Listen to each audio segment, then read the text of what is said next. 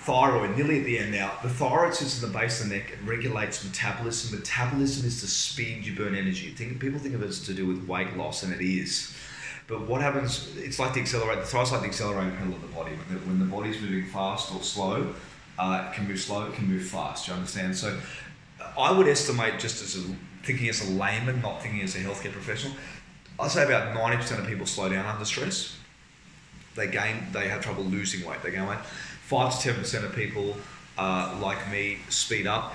And there is a genetic component I've found that we just genetically sometimes have different metabolisms. And the brain uses more energy than any other part of the body. So this prototypical skinny computer geek, it's actually a real world archetype because the brain uses a lot of energy. So when you're thinking, you're actually using more energy than anything.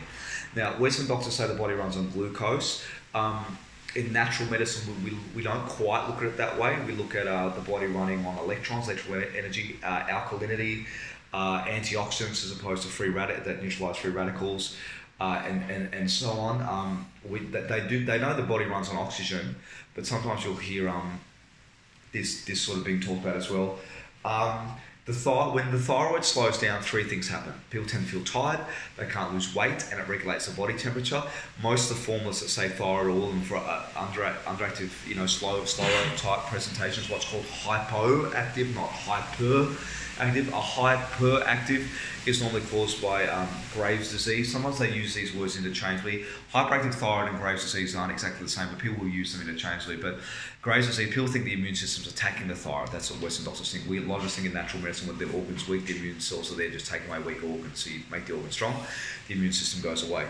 But you've got obviously fast and slow metabolism. We've got a bottle that we call Thyroid O that feeds that. When the thyroid's fast, you use nerve herbs and circulation herbs. A fast thyroid, they can get arrhythmia.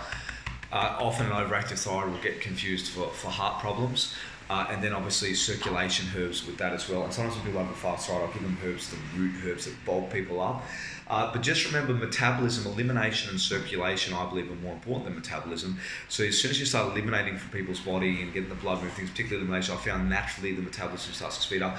Also, when the metabolism's slow, people will tend to under-eliminate as part of that as well. And for whatever reason, it seems to affect women particularly more than men. You'll often see if they're swollen here, get a goiter. Iodine is a mineral that it runs on. Most herbalists use herbs like kelp and bladderwrack and things that are high in seaweed that are high in iodine and things naturally.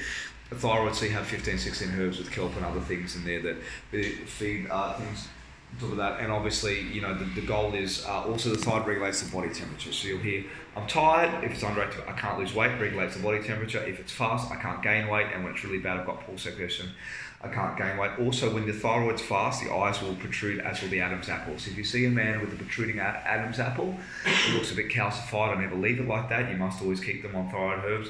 I like to keep people on herbs every day for the rest of their life if they need to. They can go on and off as they do, but they need that daily support.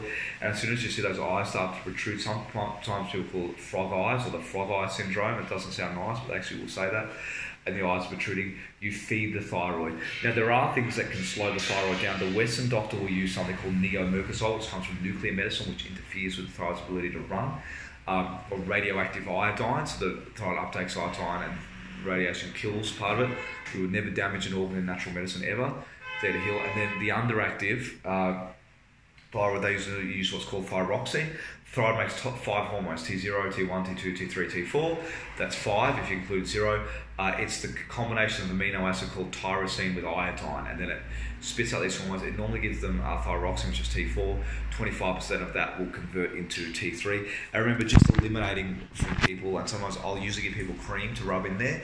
Always on the thyroid, I always get people to rub cream to the sinus, and here my father will make every client rub cream from the top to bottom of the spinal cord. It works amazingly. It's just inconvenient, so I chose not to do it, but you feel a lot better when you're rubbing cream every day down the spinal cord. What else can I tell you? That's probably a good start with thyroid. We've got a few different formulas. Thyroid plus is a bit different, but the thyroid C, remember, thyroid C, catalyst base again, 5, 6 thyroid herbs in liver, herbs, kidney herbs, nerve herbs, stomach herbs. So you name it. So it's got a combination of everything. So it's not just for that. It's something that people can take all the time. And then obviously when we breathe in a lot of pollution, including cigarettes, you'll hear those toxins all around the thyroid and the voice box. So it's important to start moving them away.